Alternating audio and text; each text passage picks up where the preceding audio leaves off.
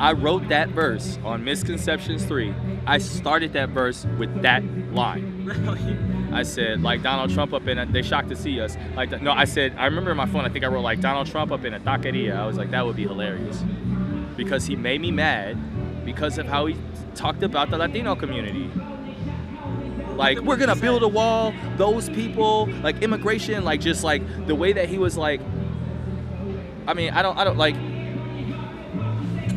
once he said, we're gonna build a wall for those people to not come over here and bring drugs and gangs all in here. I was like, what do you mean those people? How are you gonna build a wall? Like, how are you gonna call my friends, like, let's go with one of my best friends, DJ Actual.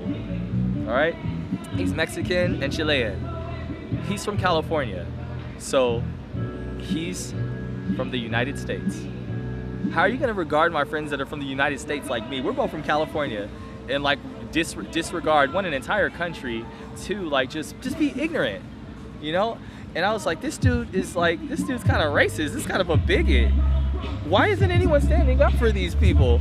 And then I'm like, oh my God, like what if he, you know? And I thought like, dude, like he's like, does anyone hear this guy talking? Nah, I don't mess with him because you're talking about my brother, you're talking about my friends. And that was it. And so I was like, you know, I thought that'd be funny. And I used that line honestly to stand up for the Latino community. It means so much as a minority group when another group stands up for you. I can say Black Lives Matter, but when I have like, you know, you saying it, it's like, yeah, like they get it too. They're standing up for me. We're standing up for each other. So it was important to like be a black male and say, yo, that dude's talking about Latinos, he's wrong. You know how many of my friends that are Latino, when they heard that line, people, even the fact that I said taqueria and not taqueria, you know what I mean? The fact that I said taqueria, they're like, thanks, bro. Like, I love that line, thank you. You know? And so that was definitely had to get on that song because that was on Lecrae's joint. I'm like, oh, nah, this is going on here. You know, so it was for standing up for each other. I would hope that we would do that, especially as believers. You know? We spend so much time as believers worrying about if we're right, especially, we'll just say in the whole race thing, if we're right.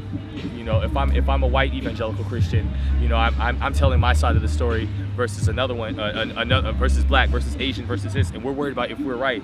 If we just pick someone else and stand up for them and just learn their story and forget about our own, I think that would be like super dope in the church, and we'd be able to show actually what this like cultural like thing of the gospel and unity and unifying people and drawing people to God actually is. Unfortunately, it doesn't look like that when it gets political in our country. The church seems to split up. And it's like, so that's helped me. My experience with being a black male and putting extra attention on learning about the Latino community because they were across the street from me and because there was always black and Mexican like fights. I was like, you know what? Let me go try to learn Spanish. Like, we're in the same hood. Why are we fighting?